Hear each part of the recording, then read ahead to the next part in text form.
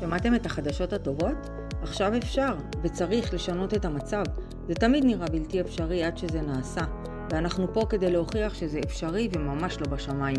כולנו רואים את החתולים ברחובות, כולנו מתוסכלים ומחכים שמישהו יעשה משהו, שהרשויות יתעוררו, שהמדינה תתפכח, שבעיית חתולי הרחוב תיפטר. אבל האמת היא שהשינוי תלוי בנו, בכל אחד ואחת מאיתנו. למדינה ולרשויות לא ממש אכפת מחתולי הרחוב, והתקציב לעיקורים נמוך בצורה קיצונית אם קיים. כתוצאה מכך הרחובות מוצפים בגורים יתומים וגוססים, זכרים פצועים ונקבות שממליטות ללא הפסקה. אבל יש פתרון, והכוח בידיים שלנו. רוצים לדעת איך? קבלו דוגמה. 100,000 אנשים, כמו שיש פה בקבוצה למשל, תורמים 10 שקלים בלבד, מגייסים ביחד 1,000,000 שקל.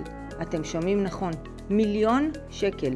סכום שמספיק ל4,000 עיקורים לפחות. 1,000,000 שקל, בכמעט כלום השקעה. זו כמות כפולה ואף יותר מכמות עיקורים שנתית של עיר ממוצעת. יש לנו כוח עצום בידיים.